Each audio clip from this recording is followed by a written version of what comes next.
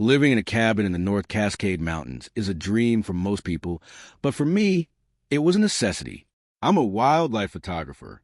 I thrive on the silence. But the silence in the mountains isn't empty, it's heavy.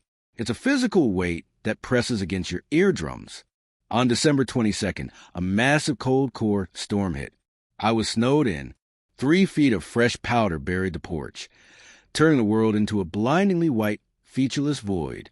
At 2 p.m., the wind died down, and I decided to clear a path to the generator shed. I stepped out in my heavy-duty sorrel boots, size 12, with a very specific chevron-shaped tread. I stomped through the fresh snow, making a straight line toward the shed. The only sound was the crunch, crunch, crunch of my own footsteps.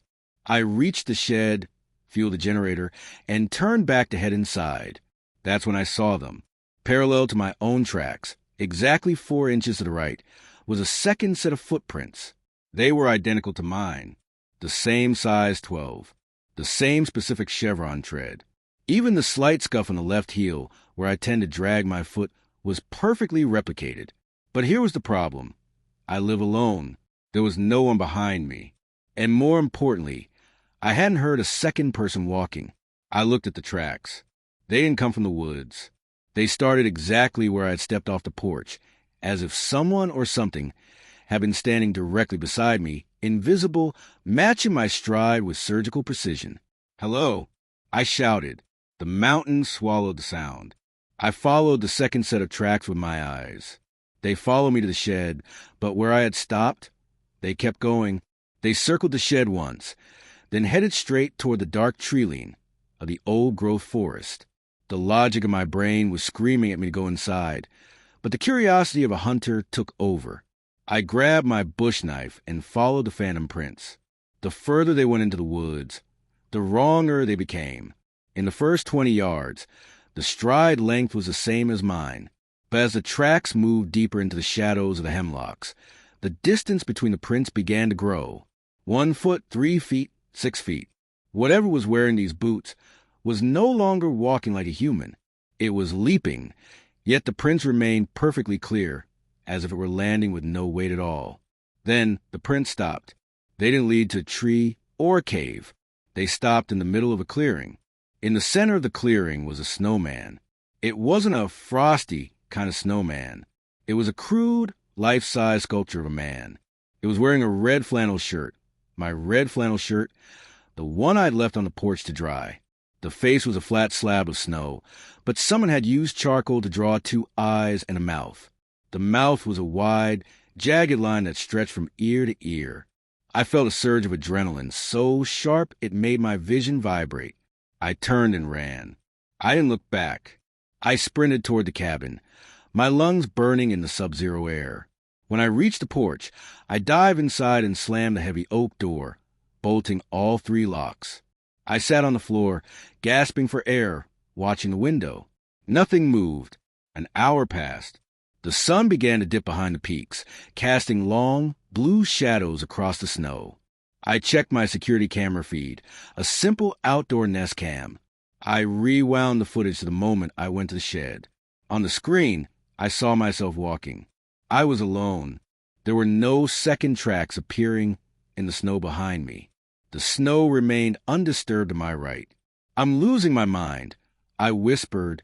Isolation is a hell of a drug. But then I looked at the live feed, under the porch light. In the fresh snow I had just cleared, a new set of tracks was appearing. One by one, the chevron tread prints were being pressed into the snow, moving toward my front door. There was no one there.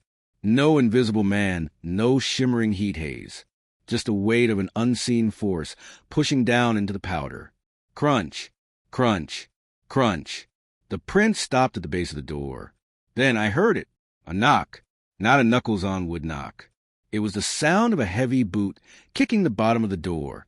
Thud, thud, thud. Then a voice came through the wood. It was my voice.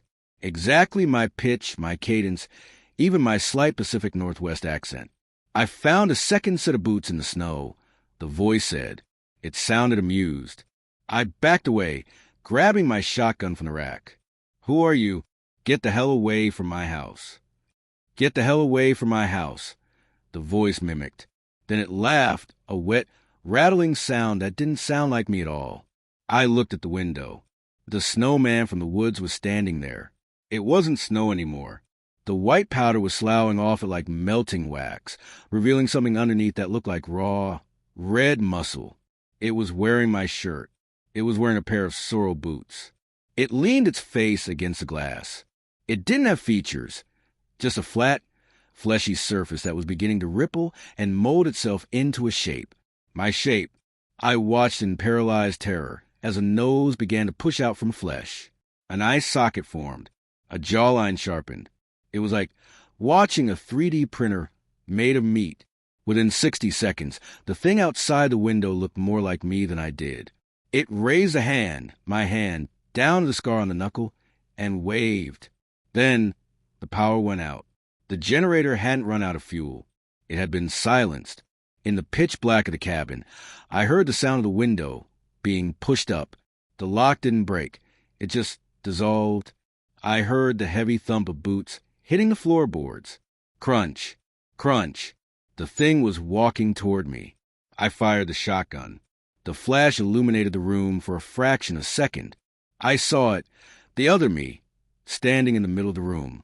The buckshot hit it full in the chest, tearing through the flannel shirt. But there was no blood. The hole simply filled with snow and knitted back together. I felt a hand wrap around my throat. It was cold. So cold it felt like it was burning my skin. The silence is heavy, isn't it?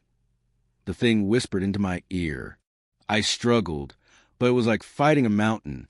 It leaned in closer, its face now a perfect, high-resolution replica of mine. Don't worry, it said. I'll take the photos from now on. You just stay here in the quiet. I felt my body begin to stiffen. My skin started to turn white and crystalline.